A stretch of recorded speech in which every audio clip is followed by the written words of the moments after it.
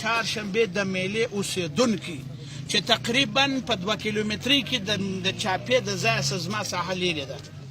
دغه شپه د چاپي زما 4 کلنه لور زموږ د غېږې نه جلا کېږي.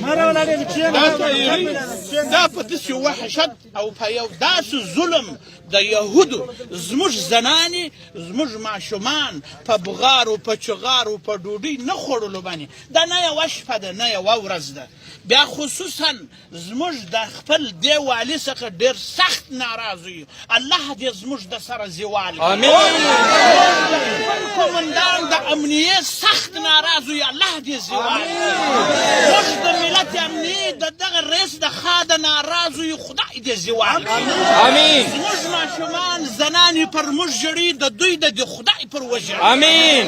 زموږ زنان یې بېولې دي په وحشت په بېعزتۍ په بېابۍ په پښتنو کې نسته په افغانیت کې نسته. که زما دا غږ تاسې په دې رسنۍ کې خراب کوي نیمه یې کوي زموږ تیسته هم شرا کوو. زما وینا دې واوري دا چاپه چې کوم دا زموږ دا د رسنۍ غږ چې ته دلته ثبتوې دا مکمل ابلاغول غواړم خپل ټول ملت ته د افغانستان دا وایم چې راوپاڅېږه ای قومه ای ولسه زموږ ښځې و زنانې بې عزته و بې آبه دي. دا د شپې پر 12 بجې دا چاپه راځي دا په وحشت کښېني د 2 کیلومترۍ څخه زموږ څه لرې ده دا چاپه. ښځې مو بیایي 2 شهدا کوي 7 که 6 نیشګر چې موږ په ځای کې تاریه کرل کېږي نیشګر یې بېولې دي. د نیشګر دعوه مو نه ده کړې د شهید مدعا مو نه ده کړې چې تا شهیدان کړي دي.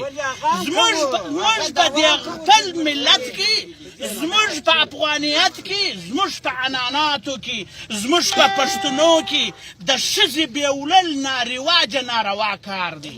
په هېڅ عنعناتو کې دا نه دی قبول. نو زموږ سره داسې وحشي عمل شوی دی محترمه معززه که زما